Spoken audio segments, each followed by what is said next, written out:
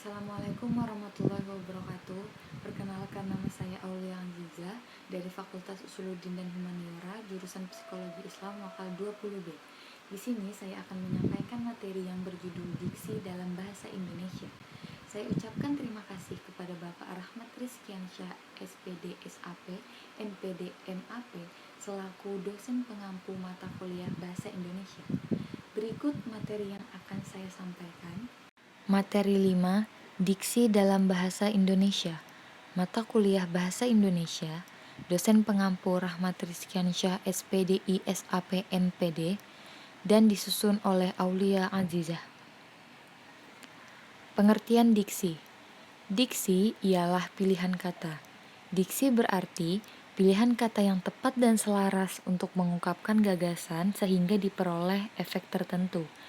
Pilihan kata atau diksi ini pada dasarnya adalah hasil dari upaya memilih kata tertentu untuk dipakai dalam kalimat, alinea, atau wacana.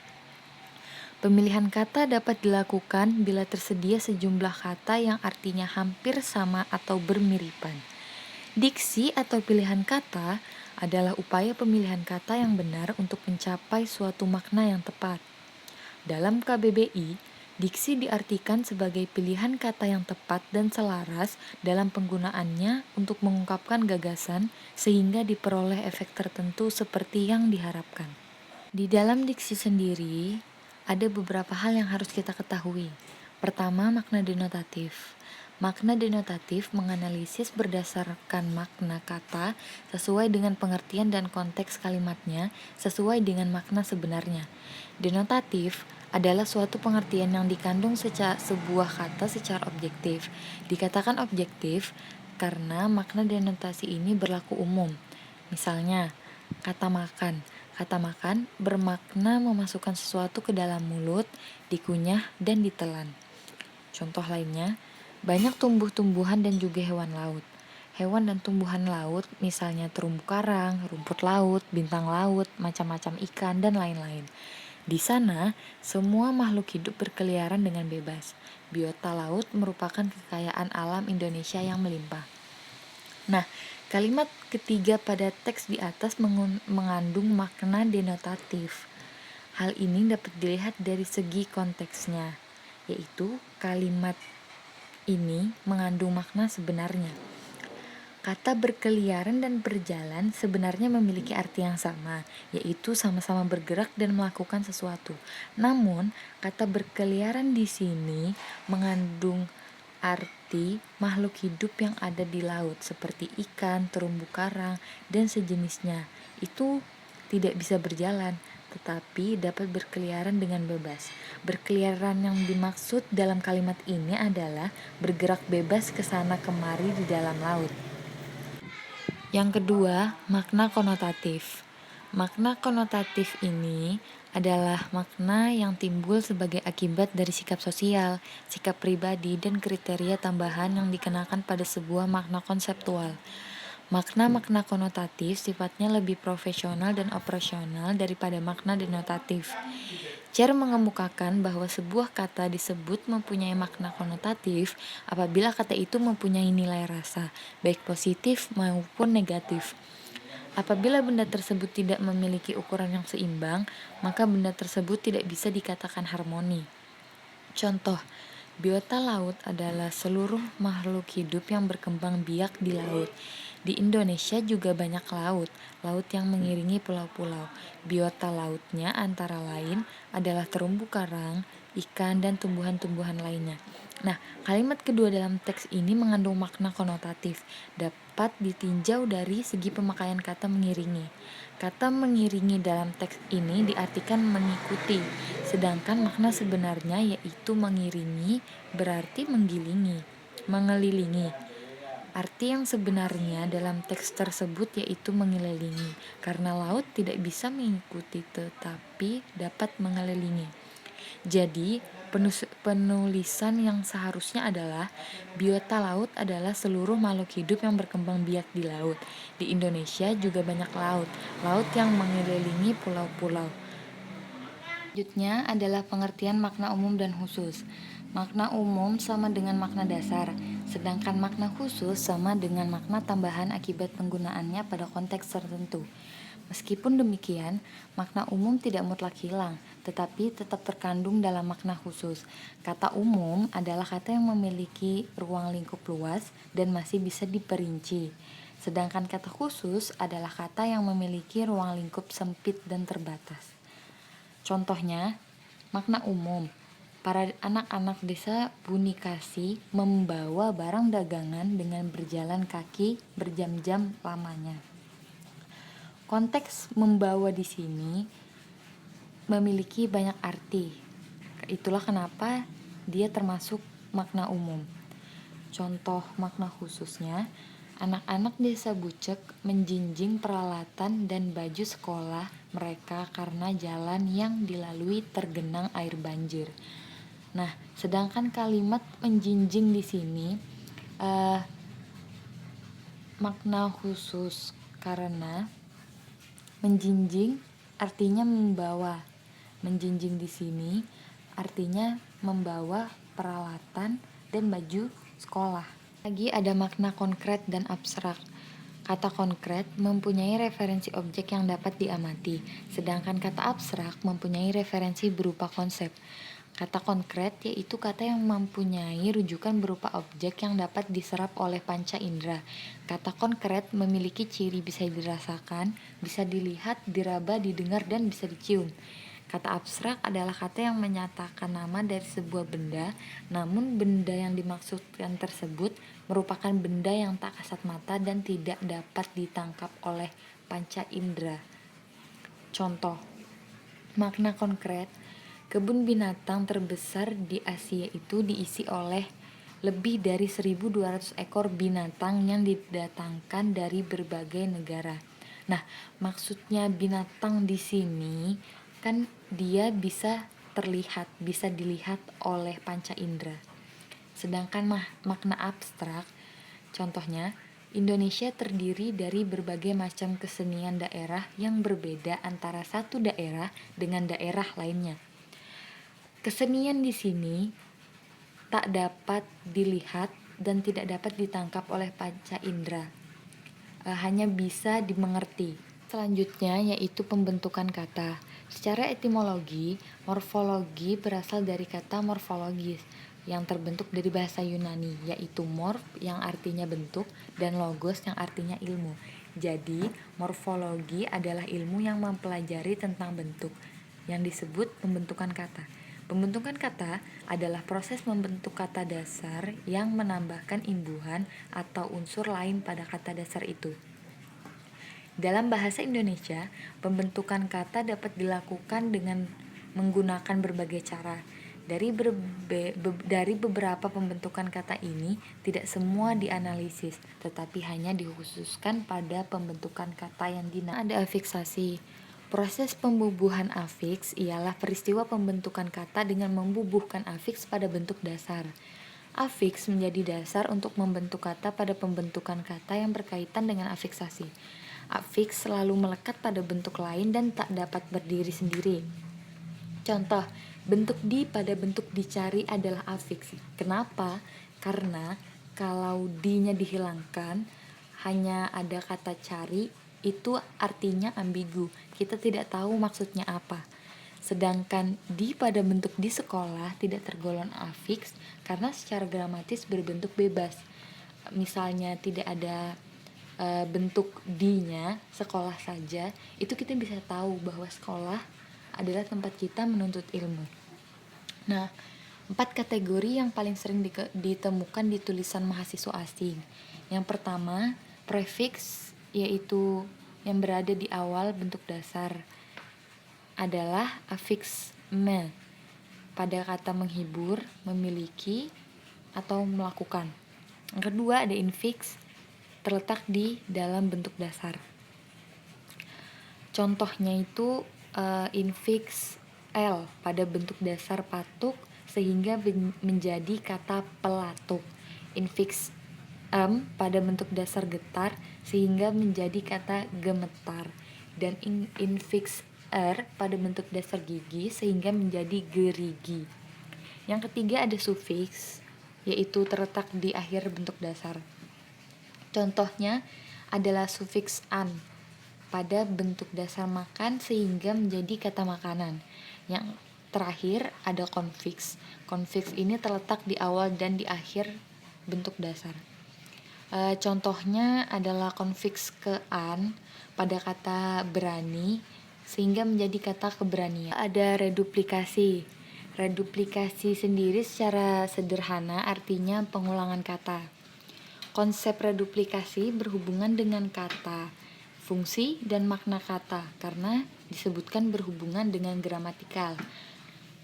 Nah, Ramlan membagi kata ulang dalam 4 macam, yaitu pertama, pengulangan seluruh. Ialah pengulangan seluruh bentuk dasar tanpa perubahan fonem dan tidak berkombinasi dengan proses pembubuhan afiks. Contohnya, sepeda-sepeda atau buku-buku. Yang kedua, pengulangan sebagian, yaitu pengulangan sebagian dari bentuk dasarnya. Contoh, pepohonan, tetangga, dedaunan. Yang ketiga, pengulangan yang berkombinasi dengan proses pembubuhan afiks. Pengulangan ini terjadi bersama-sama pula mendukung satu fungsi. Misalnya, kereta-keretaan, anak-anakan, rumah-rumahan, kehitam-hitaman. Nah, yang terakhir yaitu pengulangan dengan perubahan fonem. Kata ulangnya pengulangannya termasuk golongan ini sebenarnya sangat sedikit. Contoh, bolak-balik. Bolak-balik sendiri terdapat kata kebalikan, sebaliknya, dibalik, membalik. Nah, dapat disimpulkan bahwa kata bolak-balik ini dibentuk dari bentuk dasar balik yang diulang seluruhnya dengan perubahan fonem. Ialah dari A menjadi O dan dari I menjadi A. Contoh lainnya misalnya gerak-gerik, sayur-mayur, dan sebagainya. Ketiga, ada komposisi atau pemajemukan. Menurut Ramlan, kata majemuk yakni kata yang terdiri dari 2 kata atau lebih sebagai unsurnya. Pemajemukan merupakan salah satu pembentukan kata dalam bahasa Indonesia yang cukup produktif. Ciri-ciri kata majemuk memiliki makna dan fungsi baru yang tidak persis sama dengan fungsi masing-masing unsurnya. Unsur-unsurnya tidak dapat dipisahkan baik secara morfologis maupun secara sintaksis. Contoh pemajemukan bentuk bebas dengan bentuk bebas. Misalnya kerjasama, terima kasih, buku kas. Contoh pemajemukan bentuk bebas dan bentuk terikat, biodata, dwinama, dan narapidana, dan lain-lainnya. Materi selanjutnya yaitu kesalahan dalam pembentukan dan pemilihan kata. Yang pertama itu ada penanggalan awalan me. Nah, penanggalan awalan me ini pada judul berita dalam surat kabar diperbolehkan, tetapi dalam teks berita harus dieksplisitkan. Contoh, Amerika Serikat luncurkan pesawat bolak-balik Kolombia. Itu salah. Yang benar adalah Amerika Serikat meluncurkan pesawat bolak-balik Kolombia. Yang kedua, ada penanggalan awalan ber. Kata-kata awalan ber ini sering berganti-ganti, padahal awalan ber harus dieksplisitkan dengan jelas. Contoh, sampai jumpa lagi itu salah, yang benar adalah sampai berjumpa lagi. Tiga, ada peluluhan bunyi C. Kata dasar yang diawali bunyi C sering menjadi luluh apabila mendapat awalan meng. Padahal, sesungguhnya bunyi C tidak luluh apabila mendapat awalan meng. Contoh, Wasilah sedang menyuci mobil.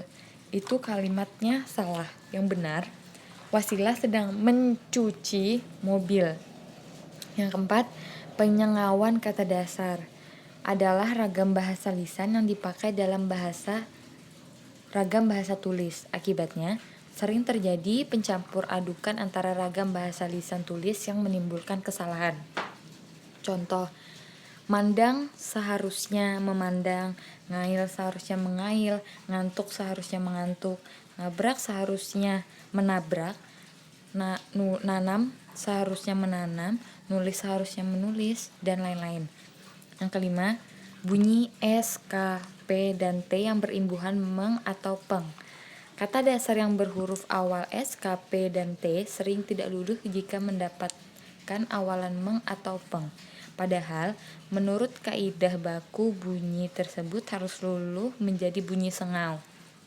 Contoh, eksistensi Indonesia sebagai negara mensuplai minyak sebaiknya dipertahankan. Kata mensuplai di sini salah. Yang benar adalah eksistensi Indonesia sebagai negara penyuplai minyak sebaiknya dipertahankan. Ada awalan ke yang keliru. Pada kenyataan sehari-hari, kata-kata yang seharusnya berawalan ter sering diberi berawalan ke. Perlu diketahui, awalan ke hanya dapat menempel pada kata bilangan, pengecualian terhadap pada kata kekasih, kehendak, dan ketua. Contohnya, pengendara motor itu meninggal karena ketabrak oleh Metro Mini. Ketabrak itu sebuah kata yang salah. Yang benar yaitu pengendara motor itu meninggal karena tertabrak oleh Metro Mini. Yang ketujuh, ada pemakaian akhiran ir. Pemakaian akhiran ir ini sangat produktif dalam penggunaan bahasa Indonesia sehari-hari. Padahal dalam bahasa Indonesia baku, untuk padanan ir adalah asi atau isasi. Contoh, akomodir seharusnya akomodasi, legalisir seharusnya legalisasi, mengkoordinir seharusnya mengordinir. Lanjut, ada penyusunan definisi nominal, formal, dan operasional. Yang pertama ada definisi nominal. Definisi ini biasanya digunakan di dalam kamus. Dalam definisi ini, suatu kata dibatasi dengan kata lain yang merupakan sinonimnya, dengan terjemahannya, atau dengan menunjukkan kata asalnya. Contoh, penggunaan sinonim atau padanan, contohnya manusia ialah orang, perempuan ialah wanita, laki-laki ialah pria. Kedua, ada terjemahan dari bahasa lain, contohnya kinerja ialah performance, pengembang ialah developer. Yang ketiga, asal-usul sebuah kata, contohnya psikologi berasal dari kata psyche yang berarti jiwa. Yang kedua, ada definisi formal. Definisi formal atau definisi logis merupakan batasan ilmiah yang kerap kali digunakan di dalam karangan ilmiah. Suatu definisi formal selalu terdiri dari dua ruas bagian, yaitu bagian yang didefinisikan yang disebut definiens. Tempat kedua suku tersebut harus dapat dipertukarkan tanpa mengubah arti. Contoh, dosen pengajaran di perguruan tinggi dapat diubah menjadi pengajar di perguruan tinggi adalah dosen. Contoh di atas menjelaskan bahwa definisi formal mempunyai bentuk persamaan yang berarti ruas kiri sama dengan ruas kanan.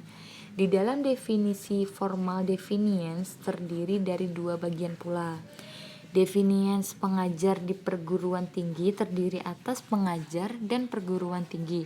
Pengajar merupakan kelas atasan, sedangkan di perguruan tinggi merupakan ciri membedakan dosen dan guru SLTA, yaitu definisi operasional.